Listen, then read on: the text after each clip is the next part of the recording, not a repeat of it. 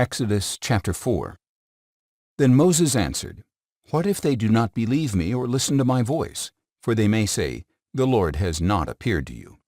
And the Lord asked him, What is that in your hand? A staff, he replied. Throw it on the ground, said the Lord. So Moses threw it on the ground, and it became a snake, and he ran from it. Stretch out your hand and grab it by the tail, the Lord said to Moses, who reached out his hand and caught the snake, and it turned back into a staff in his hand. This is so that they may believe that the Lord, the God of their fathers, the God of Abraham, the God of Isaac, and the God of Jacob, has appeared to you. Furthermore, the Lord said to Moses, Put your hand inside your cloak. So he put his hand inside his cloak, and when he took it out, his hand was leprous, white as snow. Put your hand back inside your cloak, said the Lord.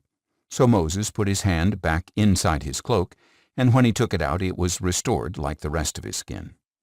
And the Lord said, If they refuse to believe you or heed the witness of the first sign, they may believe that of the second. But if they do not believe even these two signs or listen to your voice, take some water from the Nile and pour it on the dry ground. Then the water you take from the Nile will become blood on the ground. Please, Lord, Moses replied, I have never been eloquent, neither in the past nor since you have spoken to your servant, for I am slow of speech and tongue. And the Lord said to him, Who gave man his mouth, or who makes the mute or the deaf, the sighted or the blind? Is it not I, the Lord? Now go, I will help you as you speak, and I will teach you what to say. But Moses replied, Please, Lord, send someone else. Then the anger of the Lord burned against Moses, and he said, Is not Aaron the Levite your brother? I know that he can speak well, and he is now on his way to meet you. When he sees you, he will be glad in his heart. You are to speak to him and put the words in his mouth. I will help both of you to speak, and I will teach you what to do. He will speak to the people for you. He will be your spokesman, and it will be as if you were God to him.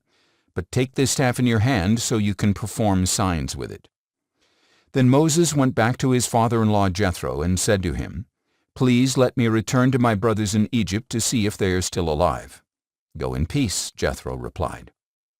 Now the Lord had said to Moses in Midian, Go back to Egypt, for all the men who sought to kill you are dead. So Moses took his wife and sons, put them on a donkey, and headed back to Egypt, and he took the staff of God in his hand. The Lord instructed Moses, When you go back to Egypt, see that you perform before Pharaoh all the wonders that I have put within your power. But I will harden his heart so that he will not let the people go. Then tell Pharaoh that this is what the Lord says. Israel is my firstborn son, and I told you to let my son go so that he may worship me. But since you have refused to let him go, behold, I will kill your firstborn son. Now at a lodging place along the way the Lord met Moses and was about to kill him. But Zipporah took a flint knife, cut off her son's foreskin, and touched it to Moses' feet. Surely you are a bridegroom of blood to me, she said. So the Lord let him alone. When she said bridegroom of blood, she was referring to the circumcision. Meanwhile the Lord had said to Aaron, Go and meet Moses in the wilderness. So he went and met Moses at the mountain of God and kissed him. And Moses told Aaron everything the Lord had sent him to say and all the signs he had commanded him to perform.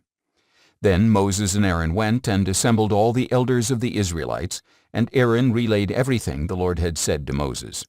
And Moses performed the signs before the people, and they believed. And when they heard that the Lord had attended to the Israelites and had seen their affliction, they bowed down and worshipped.